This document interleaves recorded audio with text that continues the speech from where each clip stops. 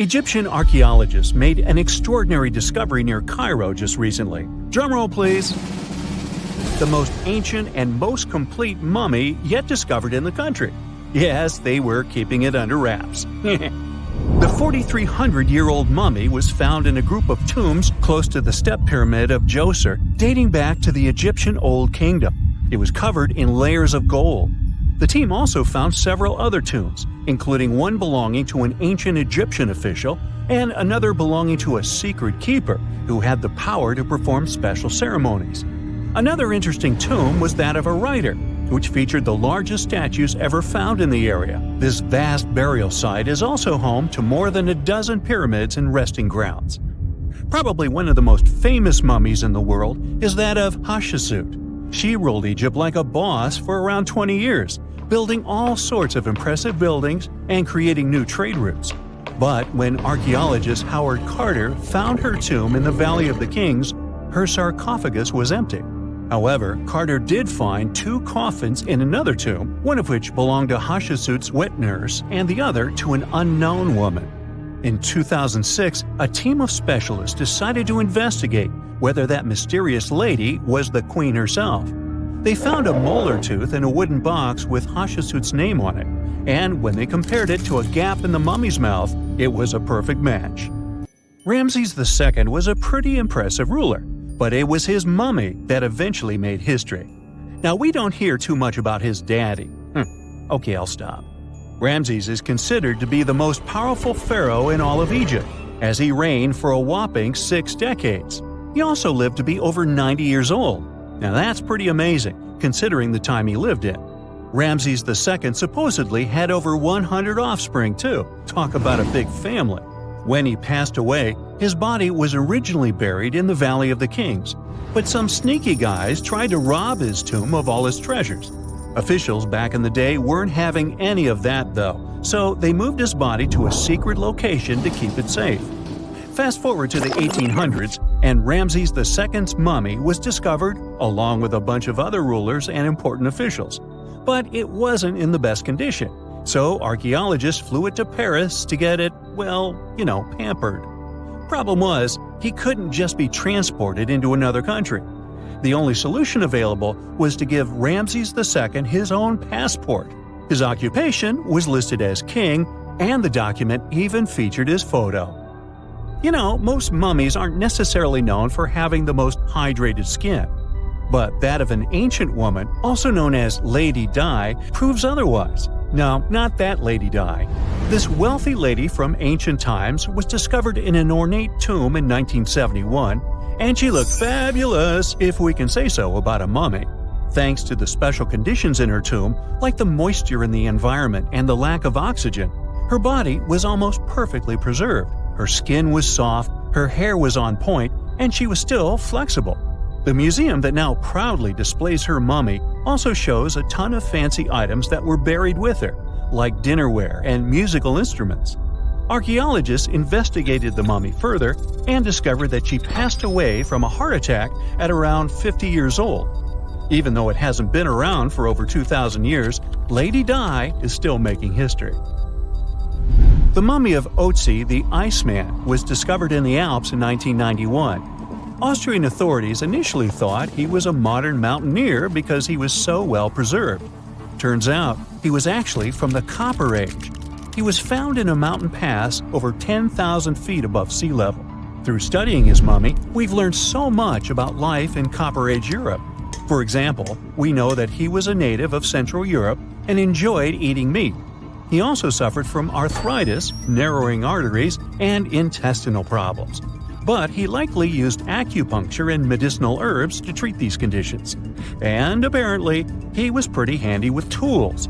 He sharpened them just days before his untimely demise. Who knows if he was expecting trouble or just getting ready for some routine work. Now, King Tut and his story is most likely the one that made all mummies famous.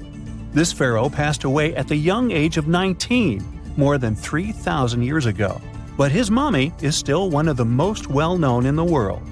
When his tomb was opened in 1922, people went wild because it was still intact, unlike many other royal tombs. It had some seriously blinged-out coffins, including one made of solid gold. Not only did Tut's tomb give us a glimpse into ancient Egyptian history, but his mummy also taught us a lot about the time he lived in. DNA analysis helped identify his parents and revealed that the pharaoh had a rare bone disorder that might have made walking a bit tough. Now, Ginger is most likely one of the coolest mummies you'll ever hear about. He's like a time traveler from 5,000 years ago who's still looking fly with his golden hair and perfectly preserved nails. Ginger was discovered in Egypt and is believed to be the earliest known mummified body. Before people even knew about mummification, they used to place bodies in shallow graves in the hot, dry sand. And since the sand absorbed all the water, bacteria couldn't reproduce and the body was preserved naturally.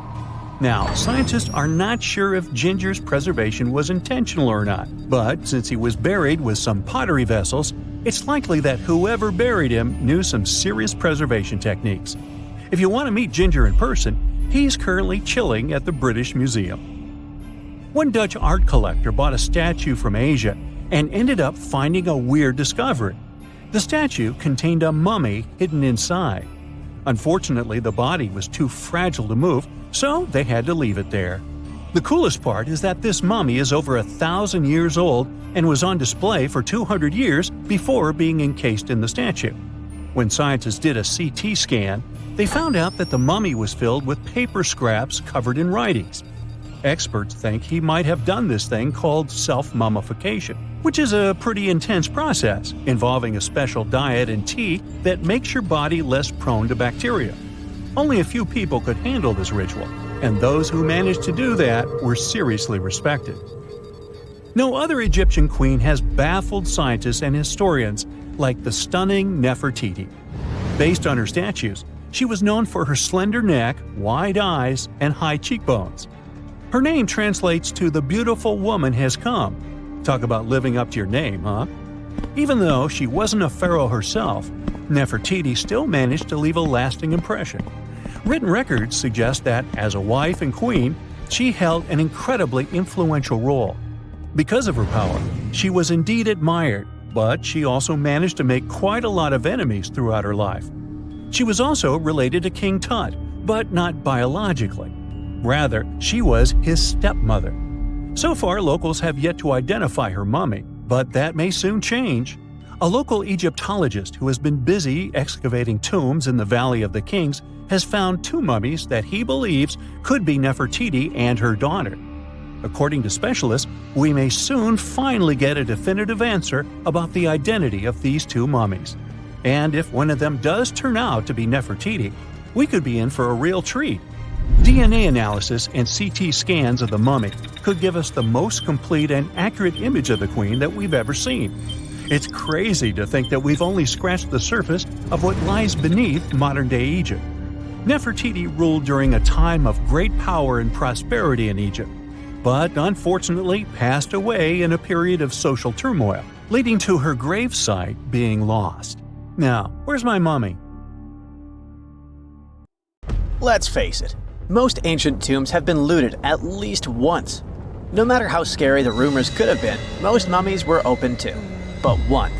This is the Bashiri mummy, and it puzzles everyone so much that nobody dares to see what's inside. Meet Howard, but you must know him already if you're into Egyptian history. He's primarily famous for discovering King Tut's tomb back in 1922. But few people know that before this revolutionary discovery, he had probably found another mummy. It happened in 1919, and it goes by several names, either the Bashiri mummy or the mummy of Pacheri, or the untouchable one. Some reports say that Howard stumbled upon the Bashiri mummy in Luxor's Valley of the Kings, just where he would later find Tut's tomb. Despite this find, not much is known about this particular mummy. The reason why it's still unharmed in any way is not because of some superstitions, but because nobody is sure that they can undo what they do if something goes wrong.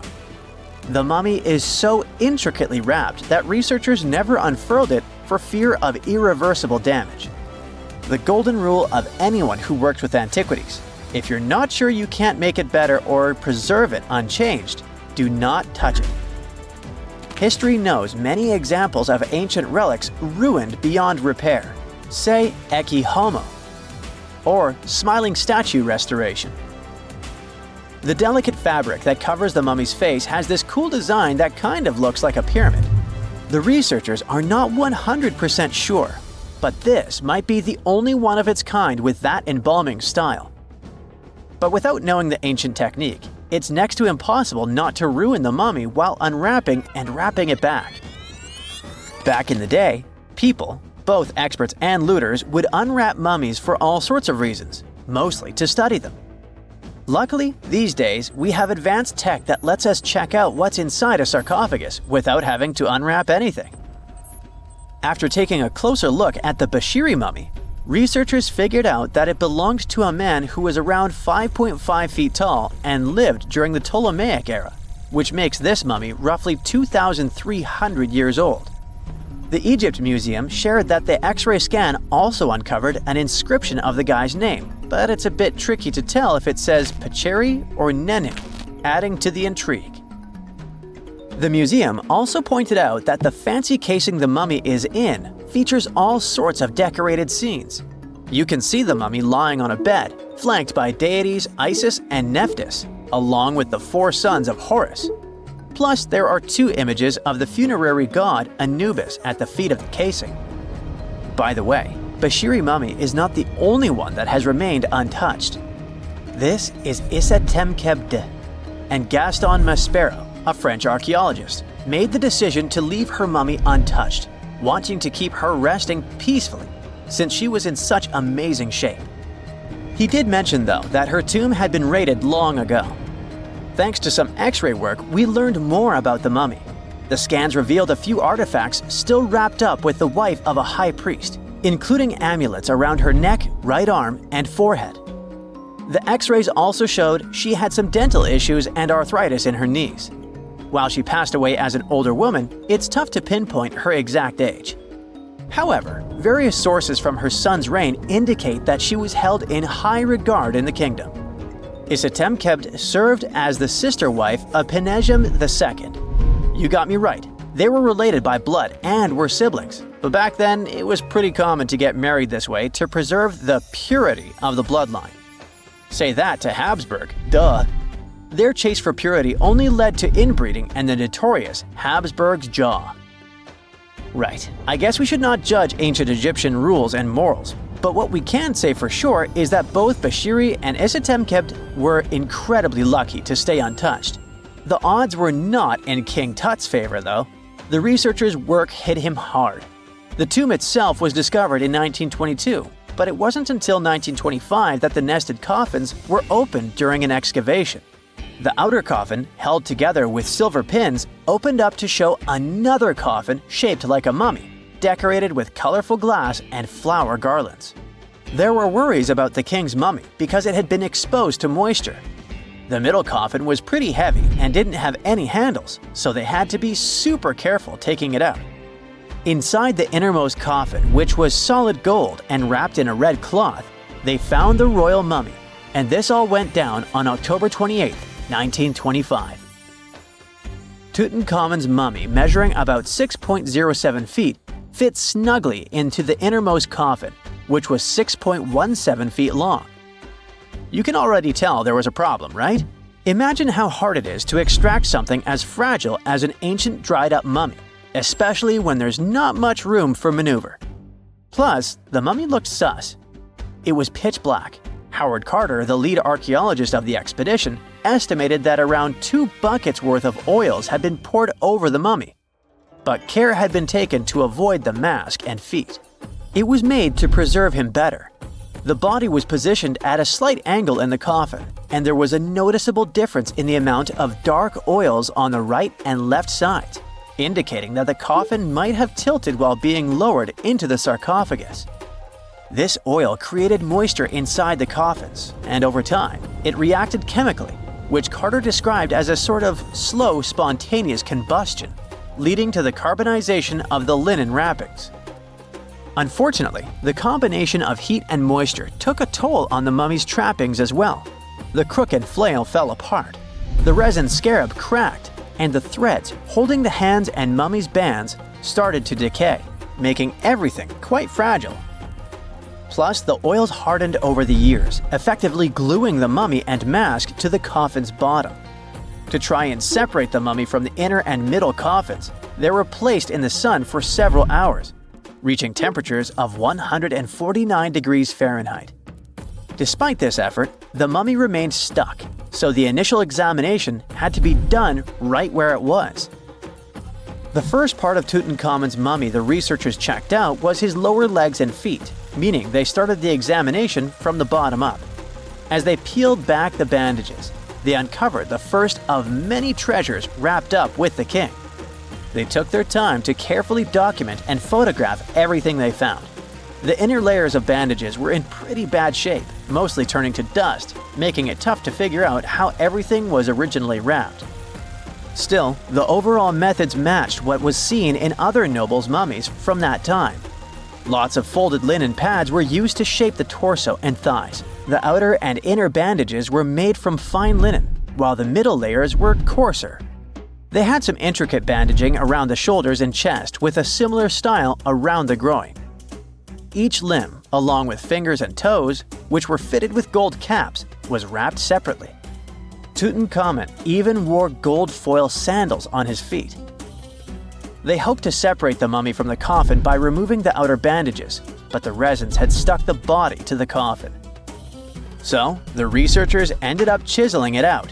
To do this, they had to cut the torso in half at the hips and disarticulate the arms to continue unwrapping. Each part was treated with hot paraffin wax for stability, and later the hands and feet were reattached with resin. Finally, they used hot knives to detach the head from the mask. To check the teeth, it was decided to make an incision around the jaw and neck, which was later fixed with resin. So technically, the scientists did all they could to preserve the mummy, but still, in a way, it ended up being damaged beyond repair. What do you think? Should they have left it in the coffin? Or did they do the right thing? Let us know in the comments. Not many civilizations are as mysterious as ancient Egypt, a powerful empire that lasted over 3,000 years. It gave us pyramids that still stand and myths that still inspire. It's one of the most explored places on Earth, yet somehow, we still find exciting stuff. In Abydos, archaeologists just uncovered a 3,600-year-old royal tomb. It's huge! It has golden hieroglyphs of deities covering the entrance, but the pharaoh's name? It's not there. It's missing. Who was this ruler, and what new chapter could this open in Egypt's story? If there's one place in Egypt where the line between life and demise feels thinner, it's Abydos. To the ancient Egyptians, this was sacred ground. They believed it was the burial place of Osiris, the god who literally passed away, had his remains separated, and came back to life to rule the underworld. Because of that, Abydos became Egypt's spiritual gathering place. Pharaohs built amazing temples here, like the Temple of Seti, famous for its King's List, a wall that has the names of 76 pharaohs carved in it. Pilgrims came from across Egypt, leaving offerings and participating in Osiris festivals, where his demise and rebirth were ritually reenacted. It wasn't just symbolic worship, it was Egypt's version of Comic-Con. But instead of cosplaying superheroes, people reenacted gods coming back to life. Obviously, pharaohs competed to be buried as close to Osiris as possible. Abydos became part cemetery, part holy city, part afterlife insurance policy.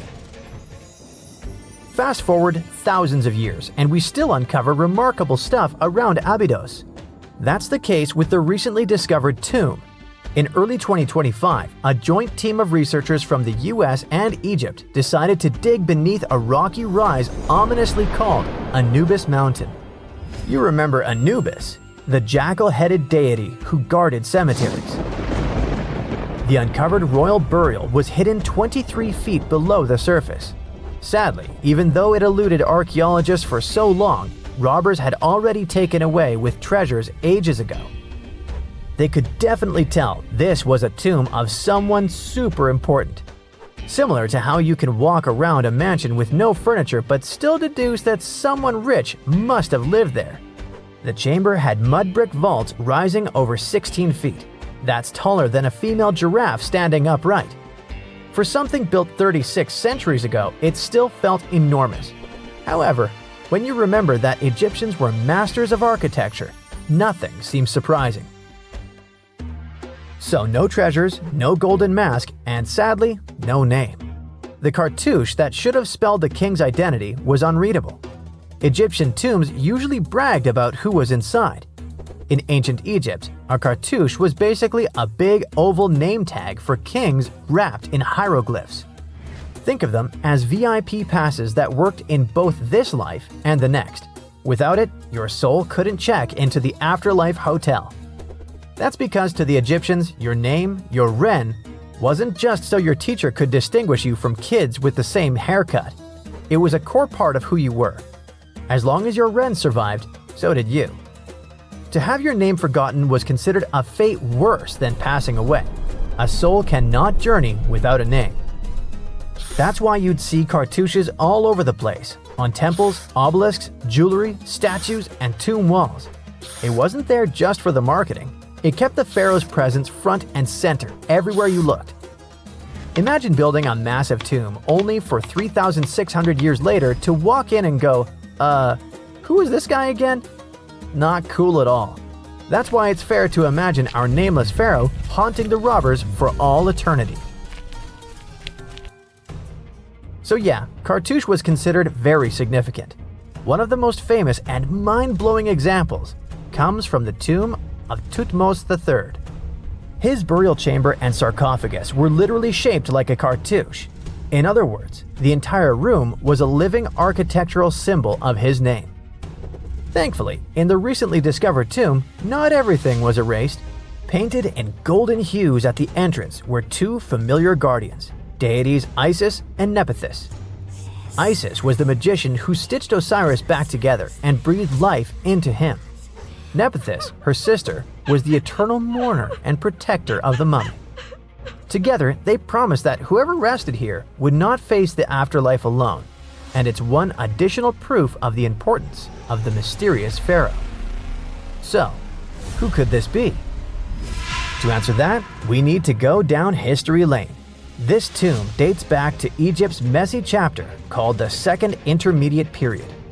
Instead of one ruler in charge, the country had many rival kingdoms, each with its own little power base, like a real-life Egyptian version of Game of Thrones. And right in the middle of that chaos was Abydos. For a while, it was home to its own line of kings, the so-called Abydos dynasty. Those weren't the pyramid builders everyone knows, and that's why they're so mysterious. They left behind almost nothing. No great monuments, no sprawling cities, just fragments of names on broken blocks. For centuries, many scholars even doubted they existed at all. That sorta changed in 2014, when archaeologists uncovered the tomb of Senebkay, one of those shadowy kings. Now, everything we know about Senebkay points to him having quite a story to tell. His bones revealed 18 deep wounds, the kind you get in battle. He had blows to his skull, back, and hands, and likely lost his life fighting, making him one of the few pharaohs we know who sadly fell in combat. His tomb was modest, with reused artifacts from earlier kings, but it delivered one priceless thing: proof. Until Senebkay, the Abydos dynasty was just a theory. With him, it became real. And that's why the new discovery could be a big deal. The newly uncovered royal tomb at Abydos shares the same layout and style as Senebkay's. It has limestone chambers, mud brick vaults, and protective deities, although it's much bigger. Which again raises the possibility that we're looking at an even earlier, more powerful ruler of Abydos. Whoever he was, he wanted to be remembered alongside the greats. Which is ironic, because it seems that history tried erasing him. Perhaps additional findings alongside his tomb could tell us more. Yes, there's more, and it's actually pretty cool. Not far from Abydos, in the village of Banawit, archaeologists uncovered a Roman-era pottery workshop. Yeah, you heard that right. A pottery factory close to a pharaoh's burial ground. The site had huge clay kilns, storage rooms, and even broken shards called ostraca. They were basically ancient sticky notes. Except instead of shopping lists, those had receipts scratched onto them in Greek and Demotic Egyptian. Little records of everyday transactions, the kind of thing you'd never expect to find near a lost dynasty king. Honestly, the potters missed a chance. Forget boring receipts, they should have been selling Osiris's mugs and Anubis figurines to pilgrims and tourists. But that's not all. It seems that centuries later, during the medieval period, the same ground became a cemetery. Archaeologists found mud brick graves with skeletal remains. This could mean that Abydos kept its aura of significance for hundreds of years after the age of pharaohs. So why this hill again and again? Is this place really a getaway to the afterlife? It is, after all, the very place where Osiris is said to rest. That belief lingered like a shadow for thousands of years, strong enough to pull in pharaohs and later medieval families. Different rituals, same sacred ground. Although, to be fair, the Romans weren't here for Osiris. They came to make pots. The story of Abydos is not over. The excavations will continue, and who knows what else could be discovered in the future. Today, archaeologists are armed with tools that are basically X-ray glasses for the desert. Every scan could reveal a hidden chamber, or if we're lucky, finally give our nameless pharaoh his wren back to him. In fact, I became strangely invested in finding out who he was. So let's hope for some news soon. It's only a matter of time. Do you have your own theories? Let me know. Miles and miles of yellow sand, treeless mountain ridges, and scorching hot sun over your head. And suddenly, something you'd never expect to come across in a barren desert. A small group of overexcited people. They're as happy as you would be if you'd won a lottery. They've just found an ancient tomb, once flooded with its walls in bad shape. But the stuff they discovered inside proves that this is the burial site of one of Egypt's most mysterious pharaohs. Historians have been hunting for his tomb for years, but no one expected it to hide ancient treasures. Fast forward. After careful examination of the site, Egyptian officials have announced the discovery of the tomb of King Thutmose II. It's the last missing tomb from Egypt's 18th dynasty.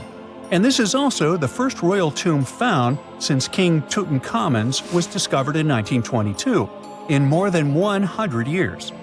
A team of Egyptian and British archaeologists found the tomb in the Theban Mountains area, west of Luxor, near the famous Valley of the Kings.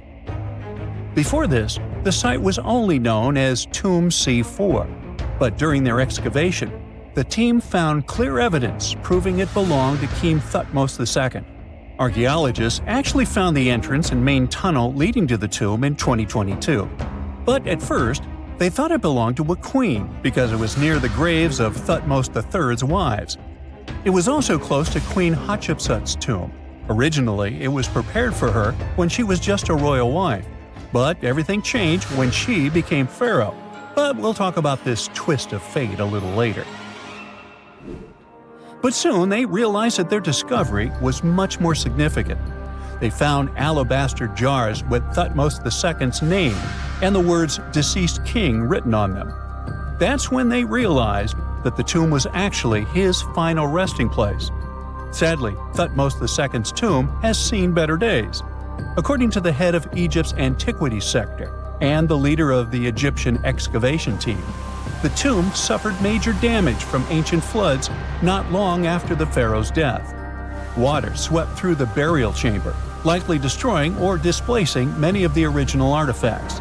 Much of what had been once inside the tomb was moved elsewhere in an attempt to salvage it. The researchers found out that the tomb had a basic design, with an entrance, a sloping main corridor, and a burial chamber. The corridor was coated in white plaster and rose about 4.5 feet above the floor of the burial chamber. A large staircase and a very large descending corridor of the tomb indicated its grandeur. It took the team a long time to navigate through, though, as the tomb was blocked by flood debris and collapsed ceilings. only after crawling through a 32-foot passageway with a small 16-inch gap at the top, the worst nightmare for those of us with claustrophobia, were they able to reach the burial chamber. There, they were in for another surprise. They cleared the debris, expecting to find the crushed remains of a burial beneath, but the tomb turned out to be completely empty, and it was not due to robbery. It had been deliberately emptied. The researchers soon realized that the tomb had been flooded since it had been built underneath a waterfall. It happened just a few years after the king's burial, so the contents of the tomb were moved to another location. That's why there was a second corridor in the tomb. It was most likely made to help remove King Thutmose II's body from his flooded tomb. Despite the damage, the excavation team made some really exciting discoveries. They found traces of mortar decorated with blue inscriptions, yellow stars, and fragments from the Book of Amduat, one of the most significant funerary texts in ancient Egypt. The book was meant to guide the deceased through the underworld, ensuring a safe journey to the afterlife. Now, how about we sneak a peek at ancient Egypt's 18th dynasty? It was all about conquering lands, expanding the empire, and building jaw-dropping monuments. Some of the biggest names from that era, Thutmose I and Thutmose III, both legendary warrior kings who left their mark in history. Thutmose I was a fierce fighter who led major military campaigns, pushing Egypt's border further south than ever before, all the way to the fourth cataract of the Nile.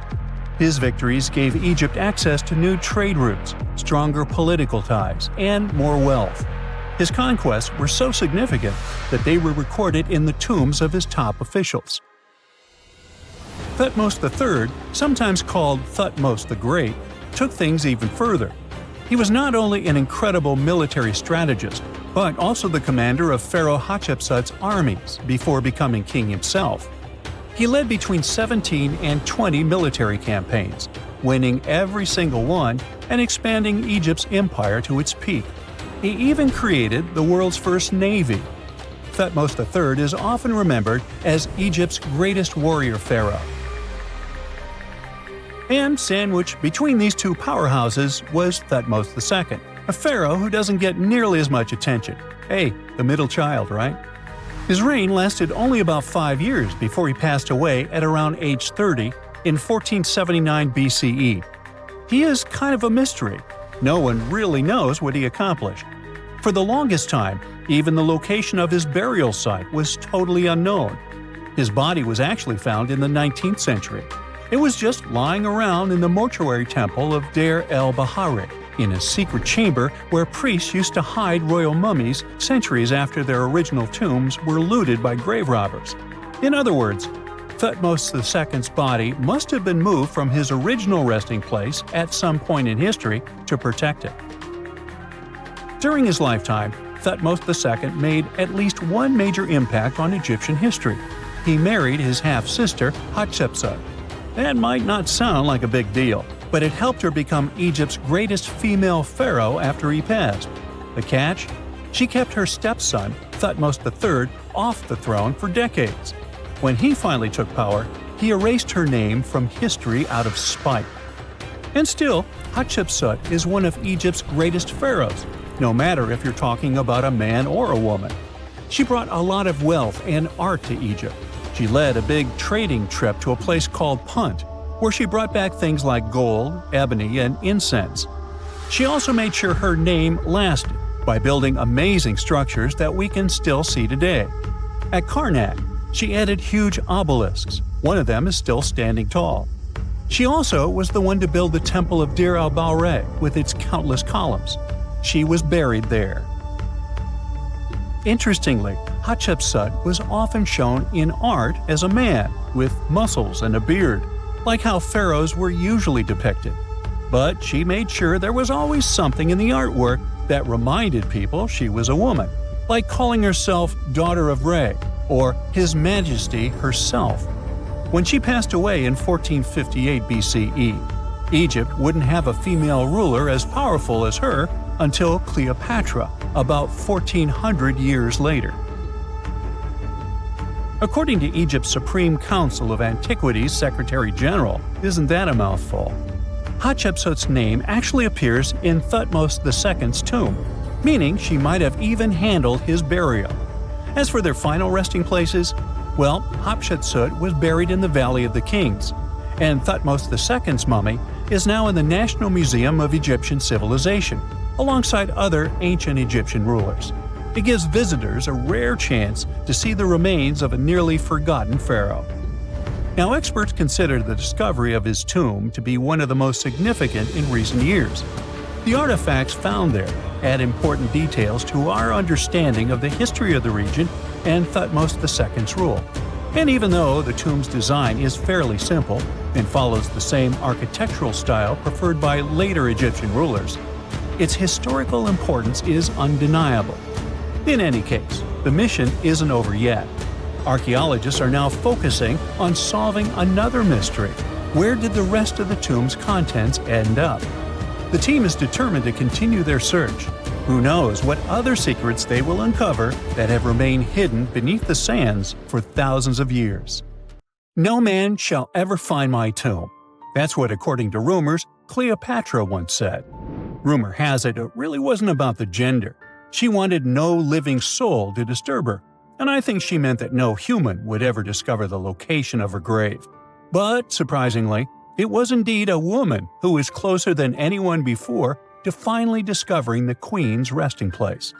Meet Kathleen Martinez Berry, a criminal lawyer turned archaeologist. She got so intrigued with Cleopatra's story that she packed her bags and went to Egypt with no official support and even no permission from the authorities. All she had was pure determination to find the Queen's tomb. Now, you could say Kathleen had always been ahead of the game.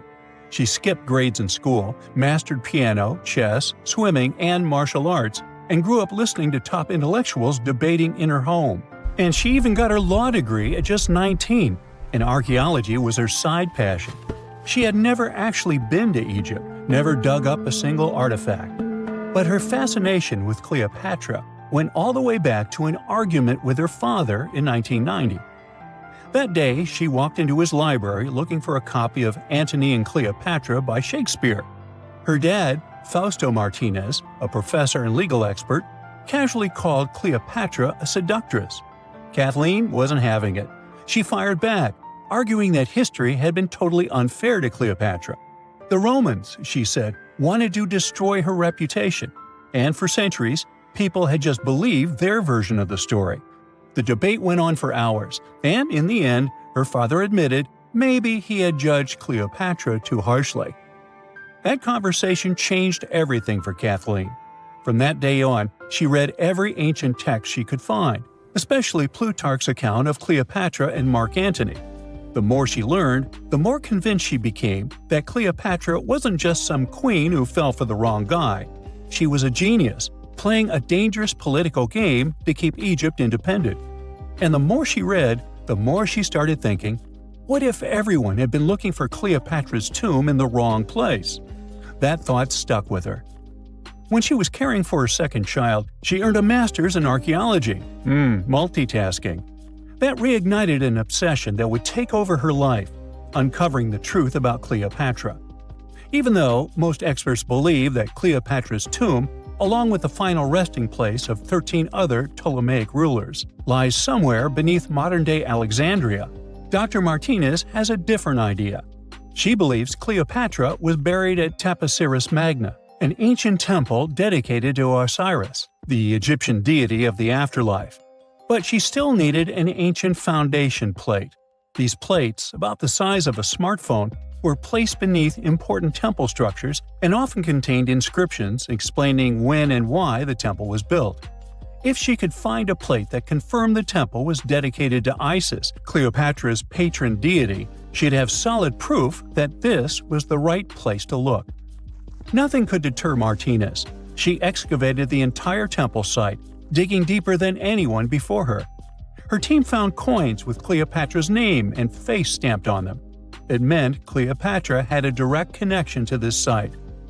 Then, they uncovered something even more interesting: a tunnel used to bring water to people, leading straight from the temple into the Mediterranean Sea. So, if parts of the temple had already sunken into the water, Could Cleopatra's tomb be down there too? Martinez needed proof to convince Egyptian authorities to let her search underwater. And, against all odds, she found the missing foundation plate. On it, the pharaoh offered a large area of Nubia to deity Isis. That was it, the confirmation she needed. The temple was indeed dedicated to Isis, proving her theory wasn't just speculation. If one temple was on land, Martinez suspected the second temple, possibly Cleopatra's tomb, had collapsed into the sea. She needed help from experts in underwater archaeology, so she reached out to Robert Ballard, the guy who discovered the Titanic. With support from the Egyptian authorities, she and her team began exploring the waters off the coast of Alexandria. And what they found was mind-blowing. Underwater, they discovered massive stone structures, some standing 6 to 10 feet tall, right where the coastline would have been thousands of years ago. They also found basalt blocks, the same material used in the statues from the first temple. That meant one thing: those weren't just random rocks. They were the remains of a lost city, buried beneath the sea for centuries. Now, we can only wait and see whether Martinez and her team will be able to unravel one of the greatest mysteries of the past left by the outstanding woman that was Cleopatra. Here's some backstory. After her father, Ptolemy VII, passed away, Egypt's throne went to both Ptolemy VIII and Cleopatra, or so it seemed. Cleopatra, just 18 at the time, allegedly married her 10-year-old brother. Yeah, ancient royalty had some different customs, though there's no solid proof of that.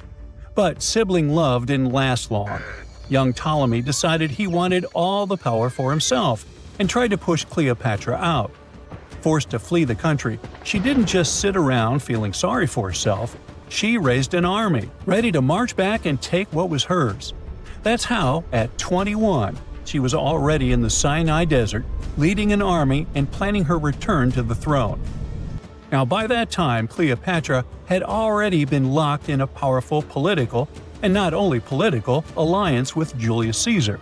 In June 47 BC, she gave birth to a son, Ptolemy Caesar, better known as Caesarion, who, many believe, was Caesar's child. But that didn't stop her from playing by Egyptian royal rules. And her husband number 2, her other brother, Ptolemy XIV. Yep, despite her ongoing affair with Caesar, Cleopatra married yet another sibling, because, in her world, keeping the throne in the family was the name of the game. Now, marriage aside, Cleopatra's bond with Caesar stayed strong.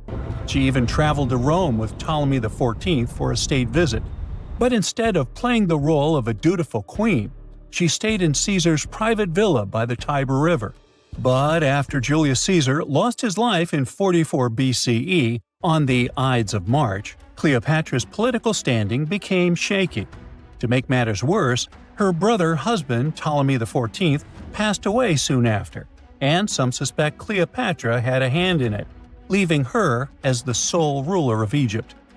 Meanwhile, back in Rome, Mark Antony was rising to power as Caesar's presumed successor. Wanting to size up the Queen of Egypt, he summoned Cleopatra, and she did not disappoint. Sailing into town on the lavish barge, dressed as a deity, Cleopatra made quite an entrance. Antony was instantly mesmerized, so much so that he left his third wife back in Rome and followed Cleopatra to Alexandria, where their relationship turned into a full-blown royal affair. The two had 3 children together. Together, they waged war against Caesar's adopted son, Octavian, in a battle for control of the Roman Empire. The last time the queen was seen, she was in her mausoleum, dressed in full royal splendor, diadem on her head, lying on what Plutarch called a golden couch. When Antony and Cleopatra lost at Actium, Octavian's forces marched into Alexandria. Cleopatra apparently knew the end was near, so she locked herself inside her mausoleum, surrounded by gold, silver, pearls, and priceless art. Those were the treasures she threatened to burn rather than let the Romans take them. Antony, meanwhile, wasn't going to let the Romans capture him alive. He wounded himself with his own sword, but before he passed away, he was carried to Cleopatra's side. She held him as he took his last breath in her arms. A little over a week later, Cleopatra made her own choice. Rather than face humiliation as Octavia's prisoner, she ended her life. Legend says it was the bite of a deadly asp, though history isn't quite clear on that. At the time, Cleopatra was only 39. Sounds like a rather full life to me. You're digging in Egypt's famous Saqqara necropolis, also known as the ultimate VIP graveyard for pharaohs, when suddenly you find a giant pink door hiding something no one knew existed. Behind this giant stone door, one that wasn't supposed to open, by the way, you find a lost tomb of Egyptian royalty.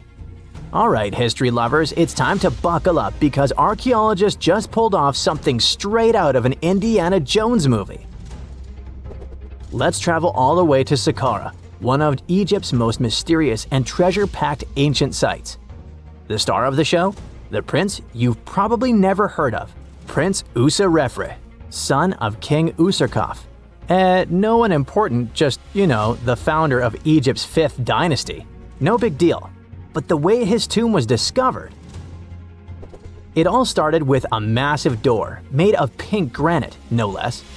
But this isn't just a regular stone slab.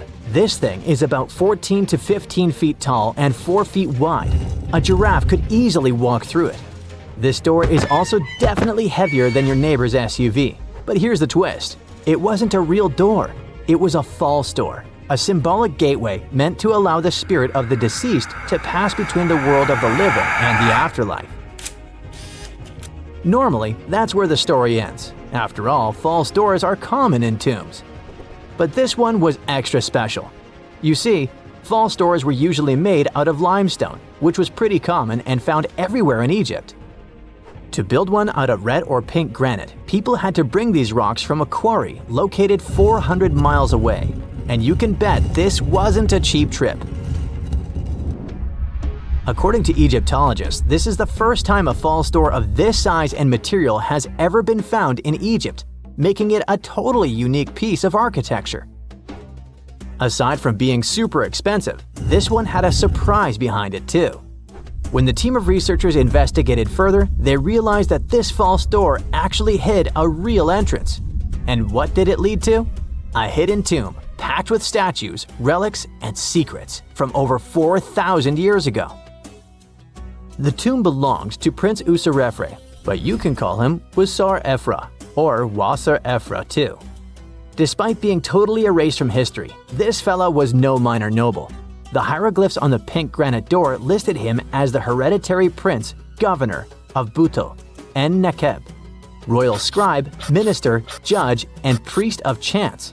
Phew! He was like the ancient Egyptian version of Daenerys Targaryen. These inscriptions not only identify his political and religious roles, but also suggest he held significant power in Lower and Upper Egypt, bridging both regions through his titles. One title in particular, the priest of Sekher, links him to the deity of the necropolis, the one with the falcon head. This god was the patron of the living and god of the dead at the same time.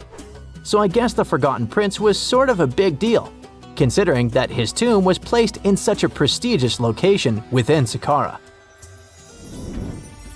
What's even more mysterious is that Prince Userefre doesn't appear in official king lists or royal family trees, which makes us wonder if he passed away before he could rule, or if his legacy was deliberately erased in one of ancient Egypt's classic political dramas. Some scholars now believe his erasure might be connected with shifting religious or political power struggles during the early 5th dynasty, especially as his father Userkaf was reshaping Egypt's religious order. And speaking of his father, King Userkaf was a total game changer. He wasn't just the founder of the 5th dynasty, he also kicked off a religious revolution by promoting the sun god Ra over older deities. That's right, Userkaf built the very first sun temple at Abu Sir, setting off a dynasty-wide obsession with solar worship. After Userkaf wrapped up his short but revolutionary reign, a whole lineup of pharaohs took the stage.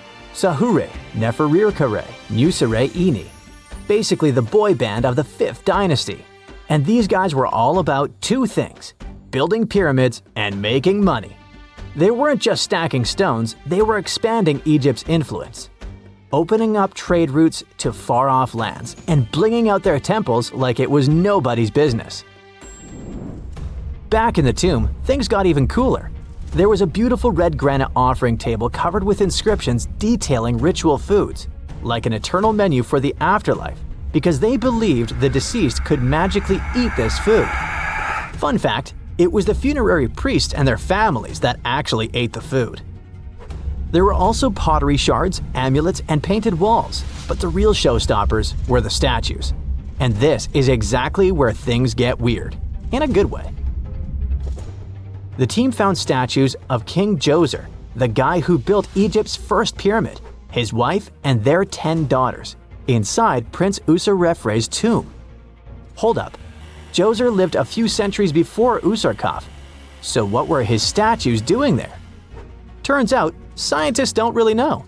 These statues were built during the reign of King Djoser himself and probably belonged to that first ever built pyramid. Experts believe these statues were probably relocated during the 26th dynasty, thousands of years after Djoser, maybe to protect them from destruction, or maybe because they were still venerated. Basically, ancient Egyptians were hoarders, but classy ones. Scientists also know for a fact that some engravings and statues found there were made way later, which means that this tomb probably turned into a deposit for fancy stuff. Or maybe this was just really ancient interior decorating. Anyway, that wasn't all. There was another pink granite entrance on the eastern side of the tomb, with inscriptions linking back to King Nefertiti, another 5th dynasty pharaoh who also tried to build his own pyramid, but failed. And near this second entrance, archaeologists found something never seen before in Saqqara: a set of 13 pink granite statues, all sitting in a row on a high-backed bench, like they were waiting at the DMV of the afterlife. Some had elevated heads, probably representing the prince's wives, while others were missing their heads entirely. One black granite statue was found upside down. Maybe it had taken a tumble sometime during the tomb's long, quiet centuries underground.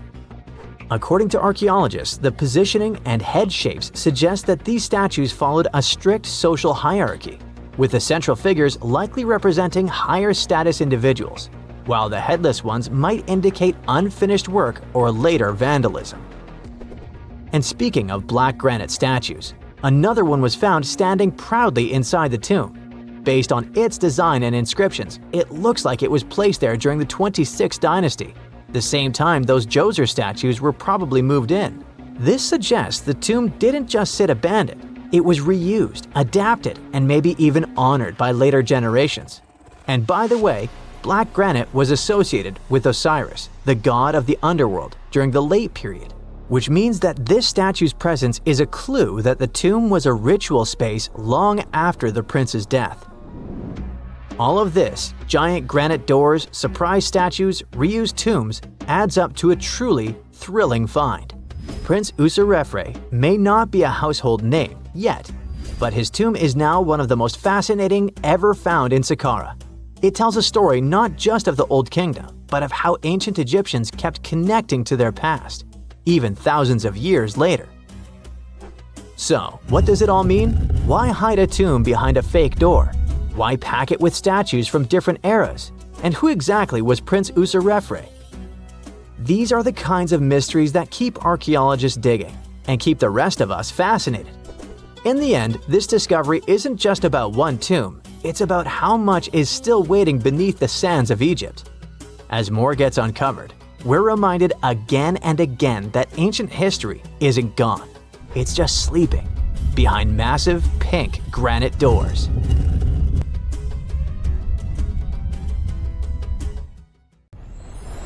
Miles and miles of yellow sand, treeless mountain ridges, and scorching hot sun over your head. And suddenly, something you'd never expect to come across in a barren desert. A small group of overexcited people. They're as happy as you would be if you'd won a lottery. They've just found an ancient tomb, once flooded with its walls in bad shape. But the stuff they discovered inside proves that this is the burial site of one of Egypt's most mysterious pharaohs. Historians have been hunting for his tomb for years, but no one expected it to hide ancient treasures. Fast forward. After careful examination of the site, Egyptian officials have announced the discovery of the tomb of King Thutmose II. It's the last missing tomb from Egypt's 18th dynasty, and this is also the first royal tomb found since King Tutankhamun's was discovered in 1922, in more than 100 years. A team of Egyptian and British archaeologists found the tomb in the Theban Mountains area, west of Luxor, near the famous Valley of the Kings. Before this, the site was only known as Tomb C4, but during their excavation, the team found clear evidence proving it belonged to King Thutmose II. Archaeologists actually found the entrance and main tunnel leading to the tomb in 2022. But at first, they thought it belonged to a queen because it was near the graves of Thutmose III's wives. It was also close to Queen Hatshepsut's tomb. Originally, it was prepared for her when she was just a royal wife, but everything changed when she became pharaoh. But we'll talk about this twist of fate a little later. But soon they realized that their discovery was much more significant. They found alabaster jars with Thutmose II's name and the words "deceased king" written on them. That's when they realized that the tomb was actually his final resting place. Sadly, Thutmose II's tomb has seen better days. According to the head of Egypt's antiquities sector and the leader of the Egyptian excavation team, the tomb suffered major damage from ancient floods not long after the pharaoh's death. Water swept through the burial chamber, likely destroying or displacing many of the original artifacts. Much of what had been once inside the tomb was moved elsewhere in an attempt to salvage it. The researchers found out that the tomb had a basic design, with an entrance, a sloping main corridor, and a burial chamber. The corridor was coated in white plaster and rose about 4.5 feet above the floor of the burial chamber. A large staircase and a very large descending corridor of the tomb indicated its grandeur. It took the team a long time to navigate through, though, as the tomb was blocked by flood debris and collapsed ceilings. Only after crawling through a 32-foot passageway with a small 16-inch gap at the top, the worst nightmare for those of us with claustrophobia, were they able to reach the burial chamber. There, they were in for another surprise. They cleared the debris, expecting to find the crushed remains of a burial beneath. But the tomb turned out to be completely empty, and it was not due to robbery. It had been deliberately emptied. The researchers soon realized that the tomb had been flooded since it had been built underneath a waterfall. It happened just a few years after the king's burial, so the contents of the tomb were moved to another location. That's why there was a second corridor in the tomb. It was most likely made to help remove King Thutmose II's body from his flooded tomb.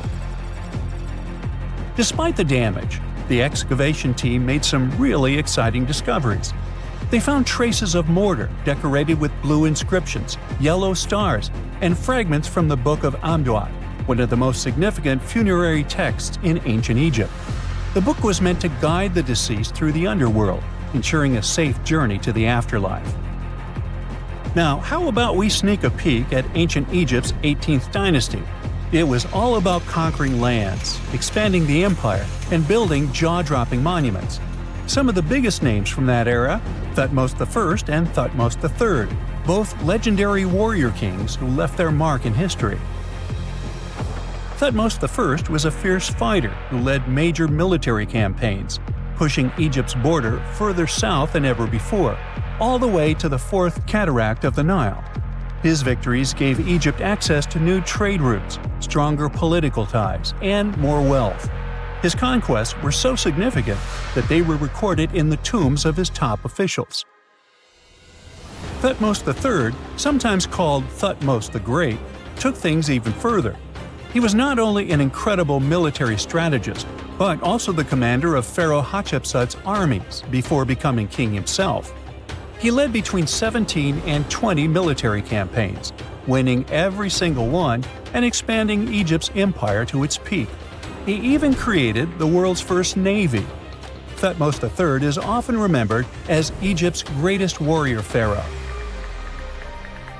And sandwiched between these two powerhouses was Thutmose II, a pharaoh who doesn't get nearly as much attention. Hey, the middle child, right? His reign lasted only about 5 years before he passed away at around age 30 in 1479 BCE. He is kind of a mystery. No one really knows what he accomplished. For the longest time, even the location of his burial site was totally unknown. His body was actually found in the 19th century. It was just lying around in the mortuary temple of Deir el-Bahari, in a secret chamber where priests used to hide royal mummies centuries after their original tombs were looted by grave robbers. In other words, Thutmose II's body must have been moved from his original resting place at some point in history to protect it. During his lifetime, Thutmose II made at least one major impact on Egyptian history. He married his half-sister Hatshepsut. That might not sound like a big deal, but it helped her become Egypt's greatest female pharaoh after he passed. The catch? She kept her stepson, Thutmose III, off the throne for decades. When he finally took power, he erased her name from history out of spite. And still, Hatshepsut is one of Egypt's greatest pharaohs, no matter if you're talking about a man or a woman. She brought a lot of wealth and art to Egypt. She led a big trading trip to a place called Punt, where she brought back things like gold, ebony, and incense. She also made sure her name lasted by building amazing structures that we can still see today. At Karnak, she added huge obelisks. One of them is still standing tall. She also was the one to build the Temple of Deir el-Bahari with its countless columns. She was buried there. Interestingly, Hatshepsut was often shown in art as a man, with muscles and a beard, like how pharaohs were usually depicted. But she made sure there was always something in the artwork that reminded people she was a woman, like calling herself Daughter of Re, or His Majesty herself. When she passed away in 1458 BCE, Egypt wouldn't have a female ruler as powerful as her until Cleopatra, about 1400 years later. According to Egypt's Supreme Council of Antiquities Secretary General, isn't that a mouthful? Hatshepsut's name actually appears in Thutmose II's tomb, meaning she might have even handled his burial. As for their final resting places, well, Hatshepsut was buried in the Valley of the Kings, and Thutmose II's mummy is now in the National Museum of Egyptian Civilization, alongside other ancient Egyptian rulers. It gives visitors a rare chance to see the remains of a nearly forgotten pharaoh. Now, experts consider the discovery of his tomb to be one of the most significant in recent years. The artifacts found there add important details to our understanding of the history of the region and Thutmose II's rule. And even though the tomb's design is fairly simple and follows the same architectural style preferred by later Egyptian rulers, its historical importance is undeniable. In any case, the mission isn't over yet. Archaeologists are now focusing on solving another mystery. Where did the rest of the tomb's contents end up? The team is determined to continue their search. Who knows what other secrets they will uncover that have remained hidden beneath the sands for thousands of years. During the early 1920s, the world was mesmerized by King Tut. A British archaeologist, Howard Carter, discovered the young pharaoh's tomb in Egypt's Valley of the Kings, 1922. But the public wasn't only interested in gold and jewelry. The press wrote about the curse of the pharaohs. But was it true? Was an ancient curse really the reason everyone entering the pyramids lost their lives? At the time, this was the only explanation for a series of unexplained passings. The man present at the opening of King Tut's burial chamber, George Herbert V, Earl of Carnarvon, lived only 5 more months after the discovery. He had also sponsored the dig. In comes Sir Arthur Conan Doyle. You probably know of him, the English writer behind Sherlock Holmes. He claimed that an evil elemental caused the explorer's demise. He must have been joking, right? Unfortunately, no. The newspapers continued to blame the pharaoh's curse after every Egyptologist left this world. These are the scientists who study the ancient cultures of Egypt. The archaeologist who opened King Tutankhamun's tomb passed away full 17 years after the discovery. The reason for it wasn't a secret: Hodgkin's disease. Yet again, journalists around the world wrote of a curse. This was getting ridiculous. But science must have had a rational explanation, right? Well, it did. And that explanation was common mold. Harmful fungi, Aspergillus, can survive for ages in sealed tombs. When humans inhale them, there's a high risk of infection in people who have a weakened immune system. Today, doctors believe this is what happened to the unfortunate explorer more than a century ago. Scientists now know that this type of fungi grows especially well on grain. And King Tut's tomb was full of offerings in the form of baskets full of raw grain and bread. Researchers discovered other varieties of fungi on ancient Egyptian mummies. These molds can easily cause some nasty consequences for humans. The danger of rotting organic material is real. Just look inside your fridge.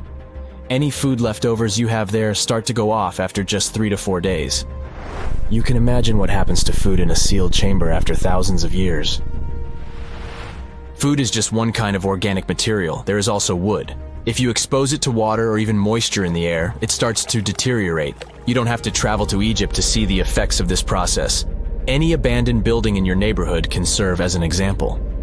When a piece of wood gets wet and has no way of drying out, there is going to be damage. From fungi to wood-boring insects, the list is long. Rotten wood presents a huge structural issue. Beams and floor panels are all made of timber, so you better not go inside a failing building. You can easily lose your footing. But this is just the tip of the iceberg. The building materials since the time of the pharaohs have changed, but so have the dangers. One of the best examples is asbestos. Until the 1970s, most home insulation materials contained this substance. It was in everything, from boilers to soundproofing. This microfiber provided excellent heat insulation. But then, the United States banned asbestos in 1989. The UK did the same a decade later. The reason for it is that asbestos becomes a health hazard when it gets damaged. When humans inhale asbestos fibers, they can get seriously sick. Abandoned strictures are full of this material, and there is no one to maintain them. You see the danger now. Another material is also common in old buildings: lead. Ancient Romans used lead piping to channel spring water into their homes. They also cooked in lead vessels, which was probably not the wisest of choices. You see, lead and water don't go well together because of something called corrosion. But this problem isn't ancient. US officials banned lead piping only in 1986. That means that 7% of American households still have lead service lines. And this is not the only source of poisoning. Until the mid-1960s, builders used lead paint to coat woodwork. In abandoned buildings, this lead coating snapped a long time ago. Anyone who touches doors and windows will disturb this lead dust and inhale it. The dust particles are at least visible to an unaided eye. This is not the case for carbon monoxide. This gas has no color, so you can't see it. It has no odor, so you can't smell it. No way to detect a carbon monoxide leak at all. And how does this dangerous gas usually escape? Poor maintenance. Well, abandoned buildings have zero maintenance. 1 second, you could be exploring an old factory, and the next you could feel dizzy with and have a terrible headache. These are just some of the symptoms of CO poisoning, the less severe ones. But what is the source? All it takes is for an old boiler to finally give way after years of neglect. We've reached an important question. What is the main factor in air quality inside a room? If you are thinking the level of oxygen, try again. It turns out that oxygen levels drop by only 0.3% in 8 hours inside an airtight room. This is a room in which doors and windows are sealed with tape, so the decrease is even smaller in normal conditions. Oxygen isn't the main problem. The levels of carbon dioxide rise sharply inside a sealed room. This is the direct result of human breathing. We inhale oxygen and exhale CO2. Think of it as a waste gas. Normally, it's only a tiny portion of the air we breathe, 0.04%. But in a sealed room, high levels of carbon dioxide will make you feel drowsy. And that's the last thing you need when inside a dilapidated building. Carbon dioxide will decrease your ability to think clearly. Researchers from Harvard did an interesting study in 2016. They had office workers come in 6 days in a row to complete a problem-solving test. During the week, they gradually raised the carbon dioxide levels in the mock-up office. The results of the same test kept getting worse over time. There are many factors at play, but CO2 levels definitely had an impact on the workers' problem-solving ability. The test took place inside a typical office environment, not inside a crumbling building where visitors must watch their every step. When I say visitors, I really mean trespassers, and trespassing is a criminal offense in the United States. This goes both for private and public property. If you defy the law, you can be fined up to $5,000 or even face lockup time. That should make you think twice before jumping over a fence with a no trespassing sign. But again, you might not be the only one inside. You can never know who else is in the building. Perhaps a person up to no good? It doesn't have to be a person at all. Animals can pose a threat as well. You would be startled if you saw a rat, for example. But the poor animal would be scared as well. It might bite you. The list of diseases rats carry is pretty long. But rodents' teeth can cause other forms of damage. They grow constantly, so the animal has to constantly nibble on something to stop them from overgrowing. If you ever felt peckish at 1 a.m., you know the feeling. Electric cables are high on the rodents' menu. Abandoned buildings have plenty of those. Old wiring is dangerous on its own. Structures erected before 1984 often used wires made out of aluminum. Today, copper is the standard because an aluminum wire is 55 times more likely to catch on fire than a copper one. Flipping a switch in a rundown building can cost you your life. Be on alert for telltale signs that something is wrong. Lights that flicker, sparks from sockets, and the smell of smoke. And yeah, don't count on an earth cable to protect you from electrocution. Ground cables became standard only in the 1960s.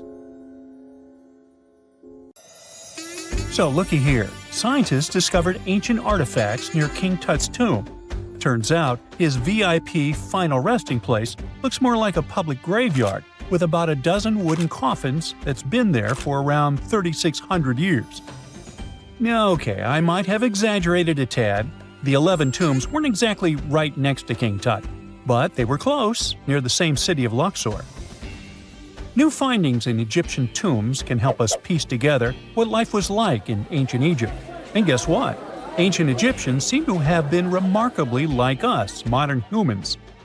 Say, the women have always loved jewelry, and archaeologists retrieved a beautifully made necklace with 30 amethyst beads and 2 agate beads, plus a hippo head amulet. Bet it was all the rage back then.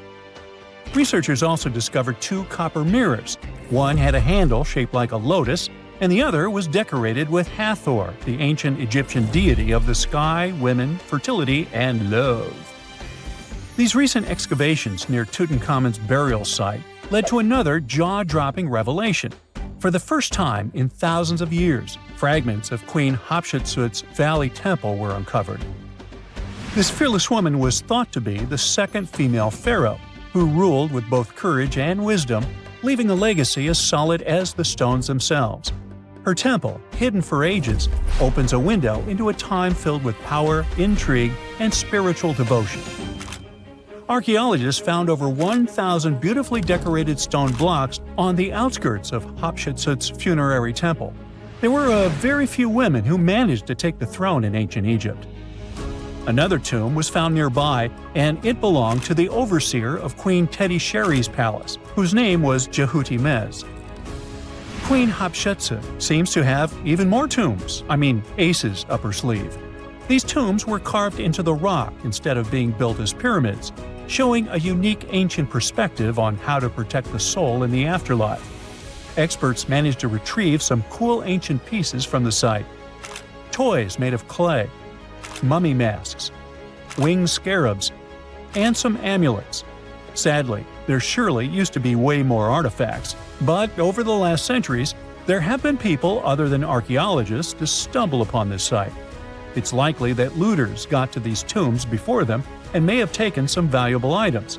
But they did leave behind some cool stuff for the researchers, like pottery used for offerings of bread and meat, along with archers' bows that connect the tomb's owners to the Egyptian military. Meanwhile, soul protection is way more important than you might think, especially if you're roaming around Luxor looking for ancient secrets. You aren't scared of King Tut's curse, are you? Let me tell you what happened to those who weren't scared, but promise me to take it with a dash of salt, okay? For years, Egyptologists, especially those who believed in paranormal activity, were convinced that there was an unsettling curse surrounding Tutankhamun's archaeological discoveries. This belief stemmed from the mysterious and untimely demise of several excavators who discovered the tomb in 1922 with no logical explanation for why they passed away. It was just easier to chalk it up to something supernatural and avoid the whole mess. But it turns out it wasn't a curse at all. It was likely the radiation that caused those excavators to perish. Now, you might wonder where the radiation came from. After all, while radioactivity was discovered in the 19th century, ancient Egyptians, despite their impressive pyramids, didn't have any radium lying around to make Tut's tomb glow like crazy. So, what could be the real story? It might have been toxic waste behind it all. Toxic levels of radiation from uranium and hazardous waste have been lurking inside the tomb since it was sealed over 3,000 years ago. The burial chamber of Tutankhamun's tomb reportedly has such high radiation levels that anyone who steps inside could easily end up with a fatal dose of radiation sickness or an incurable condition. By the way, you can have a somewhat similar level of radioactivity if you don't get rid of those moldy dinner leftovers you left to perish in your fridge a month ago. But this radioactivity isn't exclusive to Tutankhamun's tomb. Ancient Egyptian artifacts discovery is rewarding yet dangerous due to unusually high radiation levels in Old Kingdom tombs all over Egypt. Geiger counters have detected radiation at 2 sites near the Giza pyramids, and radon, a radioactive gas, has been found in several underground tombs in Saqqara. Interestingly, experts believe that the builders of these ancient tombs were aware of the toxins, as some eerie warnings were carved into the walls of many tombs. One inscription ominously declared, "They that break this tomb shall meet their end by a malady that no doctor can diagnose."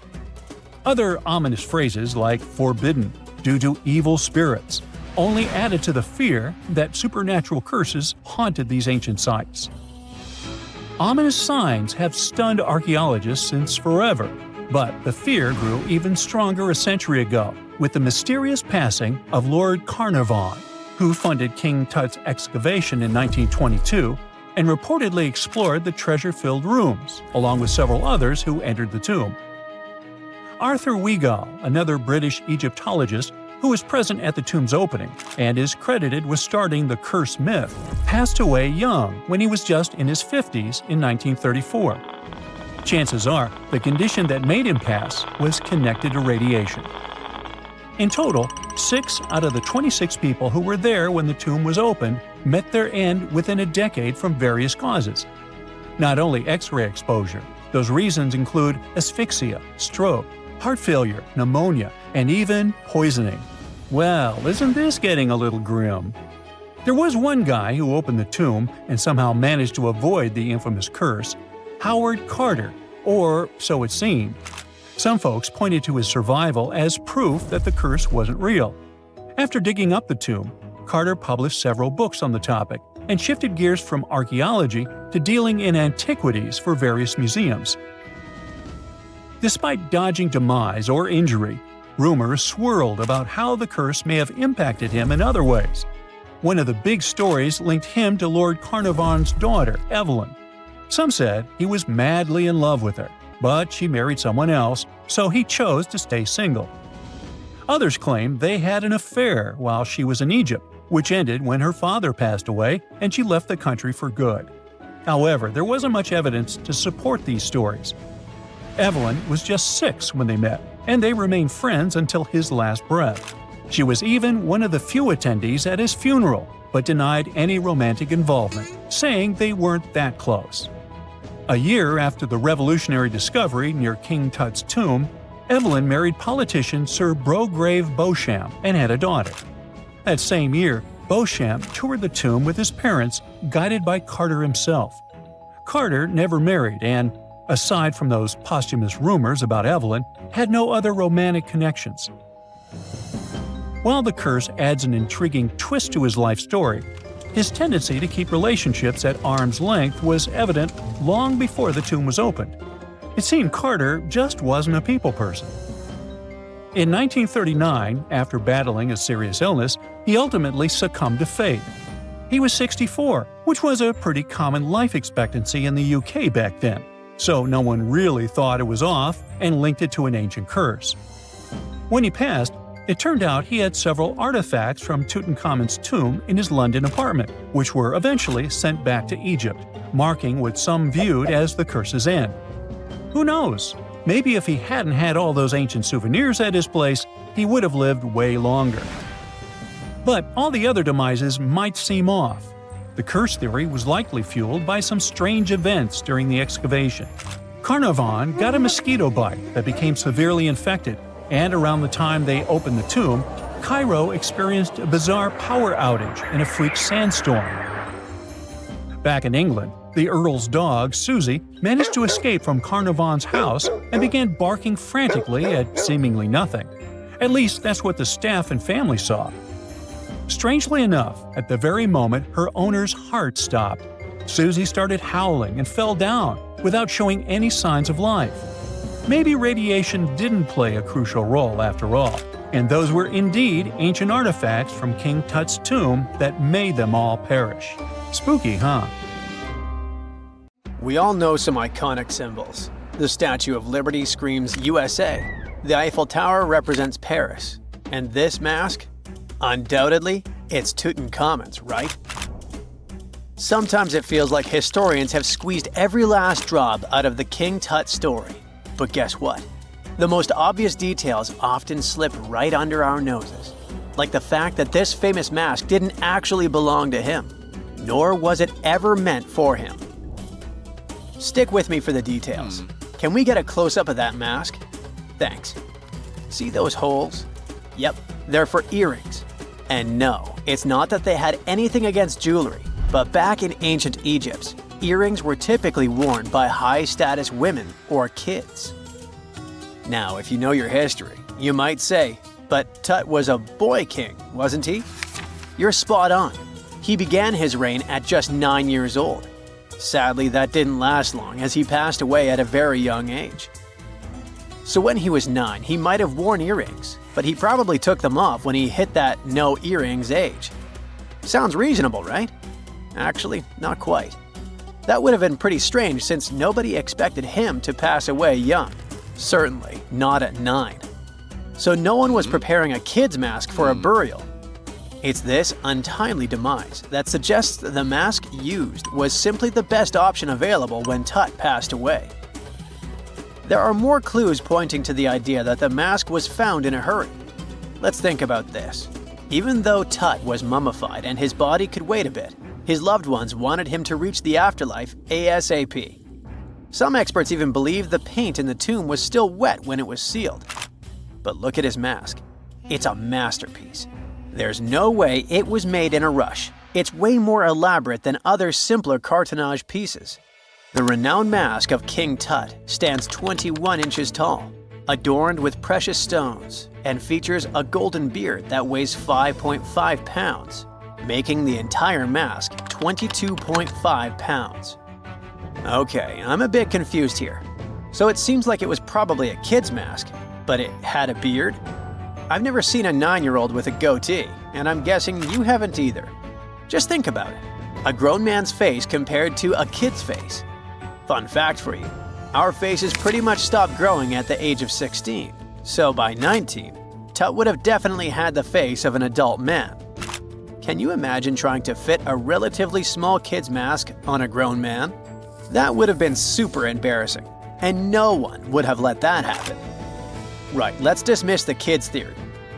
Now the second option, if you remember, is that the mask could have originally belonged to a woman. This is where the beard theory comes into play. Some researchers believe the beard might have been added later on. Here's another twist. What if the mask was actually made for Nefertiti herself, who ended up maskless? In this case, there are two discoveries. Two birds with one stone. For now, it sounds like a conspiracy theory, I know. But let's give it a shot and delve deeper into the details. So, Tut passed away in around 1323 BCE, probably due to malaria.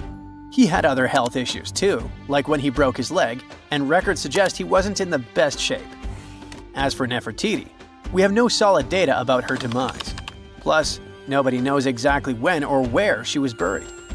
The supposed year when she passed away is around 1330 BCE, but she could have lived longer, and the mask was intended and prepared for her. Or maybe they just took her mask right from the burial chamber. After all, they were family. Well, sort of. She was said to be his stepmom, having been married to Akhenaten, who was likely Tut's father. But this is not 100% accurate. Some scientists doubt it.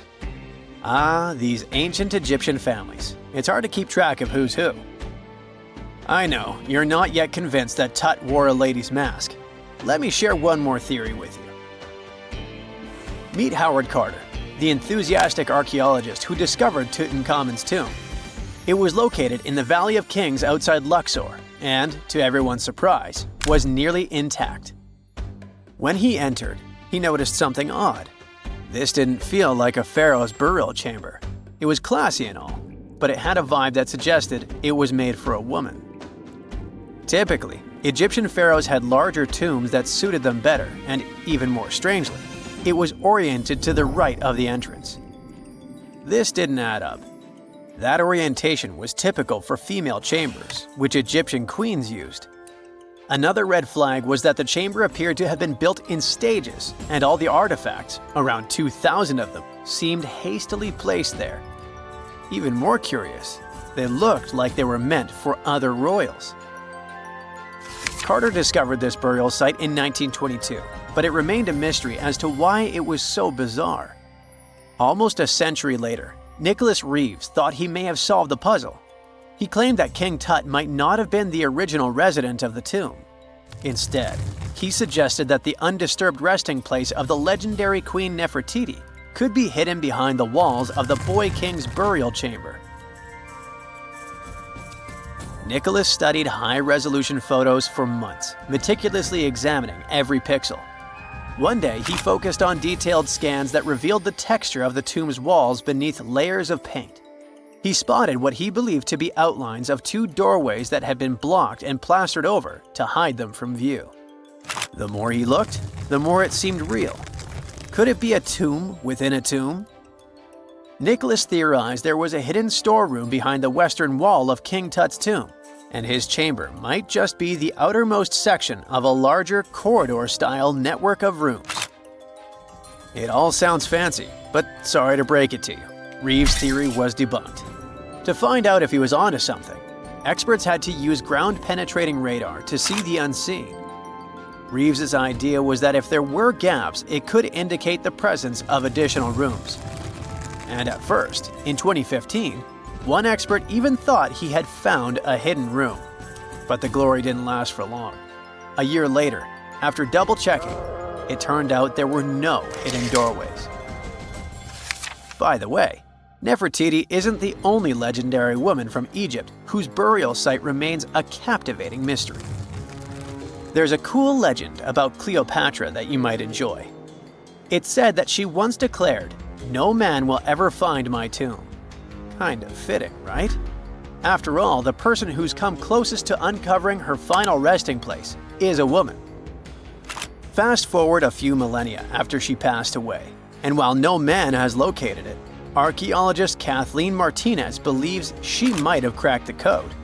She's been on the quest for Cleopatra VII's tomb for nearly 20 years, and recently discovered a bust that she thinks represents the famous queen. However, not everyone is on board with her claim. Some experts argue that the bust doesn't resemble Cleopatra at all. Alongside this intriguing marble statue, Martinez's team also unearthed 337 coins, some of which, less controversially, feature Cleopatra's likeness. But the real part is that it's still not officially confirmed. There's no doubt about the existence of the small bust. It's carved from white marble, fits in one hand, and shows a woman wearing a royal crown, according to a translated statement from the Egyptian Ministry of Tourism and Antiquities. The big question, though, is who it actually depicts. While Martinez insists this statue is a representation of Queen Cleopatra VII, many other archaeologists argue that the facial features don't match, suggesting it likely belongs to a princess instead. Sorry, I can't resist the temptation of breaking the magic for a moment. Some folks believe that the whole idea of "no man will find my tomb" is misunderstood. Even if she did say it, what she probably meant was "no living soul," and it wasn't about gender at all. It can as well be just a beautiful legend. Toodaloo!